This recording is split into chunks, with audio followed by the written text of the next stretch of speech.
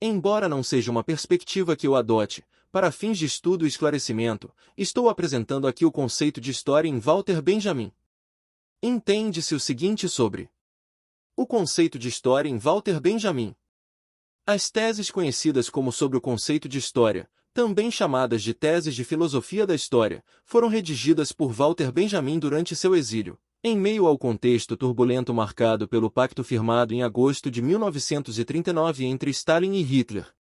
Este conjunto de reflexões representa seu último escrito nesse período, e propõe uma abordagem historiográfica crítica ao historicismo, corrente que então predominava como ideal metodológico na pesquisa histórica.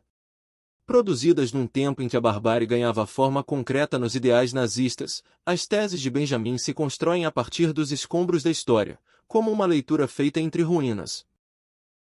Na tese sexto, Benjamin adota uma postura abertamente crítica ao modelo de história promovido pelo historicismo e pelo positivismo.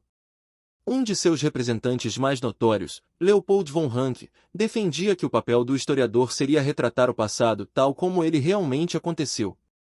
Para isso, caberia ao historiador recorrer ao estudo rigoroso de documentos, buscando expressar a verdade histórica por meio de fatos datáveis e únicos. De maneira semelhante, os positivistas sustentavam que compreender a realidade dos acontecimentos exigia que o pesquisador se despojasse de suas ideias prévias, mantendo uma postura objetiva e isenta diante do objeto estudado. Nessa concepção, a neutralidade se converteria em condição para o conhecimento, exigindo distanciamento entre o sujeito e o objeto da investigação. É nesse ponto que Benjamin apresenta seu contraponto. No trecho a seguir, retirado da tese sexto, ele explicita sua crítica a essa concepção dominante de história. Articular historicamente o passado não significa conhecê-lo como ele de fato foi. Significa apropriar-se de uma reminiscência, tal como ela relampeja no momento de um perigo. Cabe ao materialismo histórico fixar uma imagem do passado, como ela se apresenta, no momento do perigo, ao sujeito histórico, sem que ele tenha consciência disso. O perigo ameaça tanto a existência da tradição como os que a recebem. Para ambos, o perigo é o mesmo, entregar-se às classes dominantes, como seu instrumento. Em cada época, é preciso arrancar a tradição ao conformismo, que quer apoderar-se dela. Pois o Messias não vem apenas como Salvador, ele vem também como o vencedor do Anticristo. O dom de despertar no passado as centelhas da esperança é privilégio exclusivo do historiador convencido de que também os mortos não estarão em segurança se o inimigo vencer. E esse inimigo não tem cessado de vencer.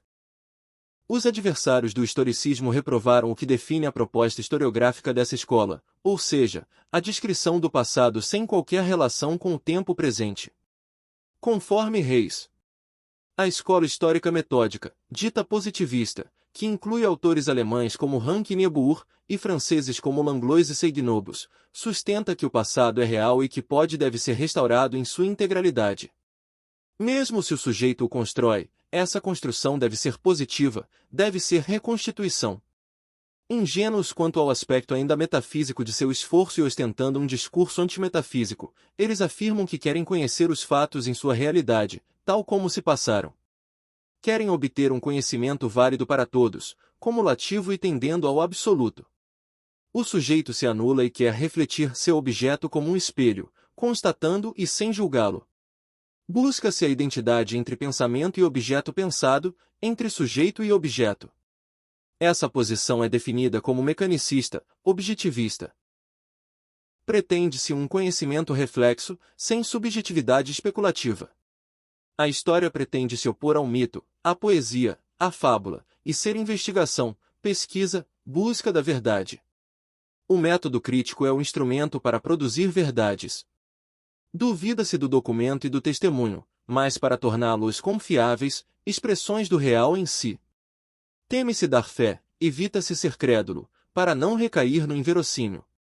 O historiador está proibido de mentir e não tem licença poética para alterar a forma da verdade. De outro modo, na tese sétimo, a tarefa do historiador será construir uma anti-história, a história a contrapelo. Já que o historiador neutro, que trabalha diretamente com os fatos tidos como reais, serve para justificar a visão dos vencedores. Observe o poema de Bertolt Brecht, Perguntas de um Trabalhador que lê, que questiona o modelo de história no qual o sujeito da história são os reis, césares, generais. Perguntas de um trabalhador que lê. Quem construiu a Tebas de 7 portas? Nos livros estão nomes de reis. Arrastaram eles os blocos de pedra? E a Babilônia várias vezes destruída? Quem a reconstruiu tantas vezes?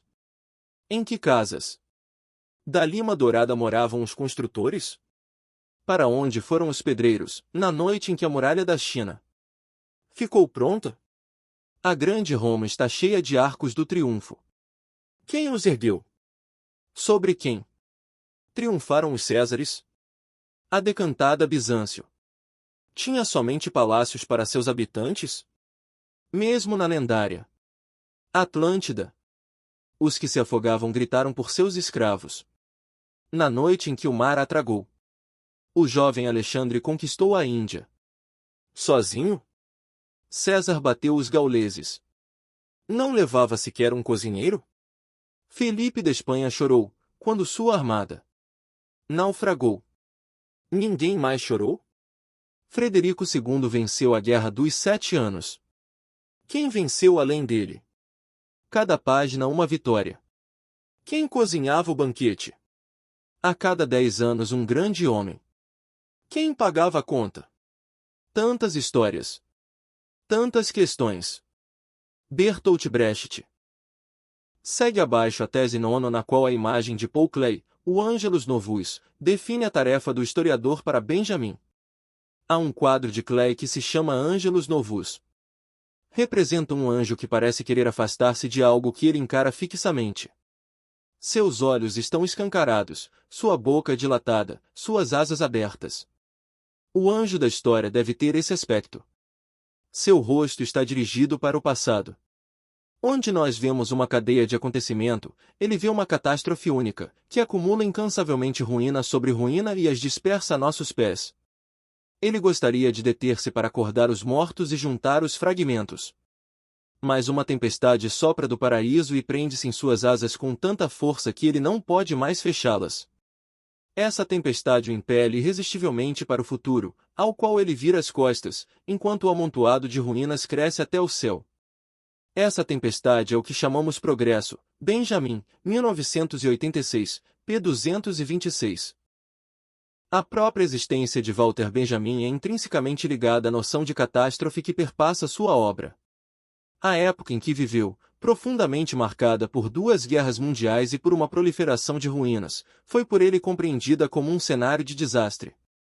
Nesse percurso histórico, a alegoria configura-se como uma modalidade de escrita que se manifesta por meio de imagens fragmentadas. Essa fragmentação constitutiva da alegoria não apenas ressalta a urgência de um conhecimento imediato, mas também revela a própria essência do pensamento. O exercício intelectual que a alegoria fomenta, portanto, ilumina a imperiosa necessidade de tornar o passado inteligível para, assim, conferir clareza à compreensão do tempo presente. Sabemos que a razão, na concepção iluminista, era o pilar de um vasto projeto que prometia guiar o indivíduo ao ápice da liberdade e da autonomia. O desenrolar desse projeto, contudo, tomou rumos já conhecidos. A aspiração a um indivíduo livre para o pleno uso da razão, liberto das amarras doutrinárias da religião, foi gradualmente substituída pela supremacia da racionalidade tecnológica. Essa transição intensificou-se com a aceleração da industrialização no final do século XIX. Nesse cenário histórico, as antigas doutrinas religiosas deram lugar a uma nova fé, a confiança inabalável no progresso impulsionado pela tecnologia. Desse modo, o desenvolvimento tecnológico e o progresso tornaram-se equivalentes para o positivismo, corrente que defendia uma visão linear e ascendente da história. É curioso imaginar a aplicação dessas teses às próprias revoluções comunistas, aos exercícios políticos dos socialistas e às propagandas marxistas ao longo da história, refletindo sobre esses percursos históricos. De fato, sabemos que a razão, na concepção iluminista, assim como o comunismo, era o pilar de um vasto projeto que prometia conduzir o indivíduo ao ápice da liberdade e da autonomia. O desenrolar desse projeto, contudo, seguiu rumos já conhecidos. A aspiração por um indivíduo livre para o pleno uso da razão, emancipado das amarras doutrinárias das utopias modernas, foi gradualmente substituída por um niilismo profundo e por um mal-estar amargo pós-moderno. E o que foi aprendido aqui nesse vídeo? Apresentamos uma crítica ao historicismo. Benjamin rejeita a ideia de uma história objetiva e neutra, afirmando que ela serve aos dominadores. História a contrapelo. Para o marxista, o verdadeiro historiador deve desvelar as narrativas ocultas, focando nos oprimidos, não nos vencedores, o que complementamos, não nos vencedores como Stalin, Lenin e Fidel Castro. Apresentou-se também o progresso como catástrofe. O progresso linear mascara a repetição da violência, como visto no nazismo e no stalinismo, a falência das utopias, projetos como o iluminismo e o comunismo, embora prometessem liberdade, degeneraram em novos autoritarismos.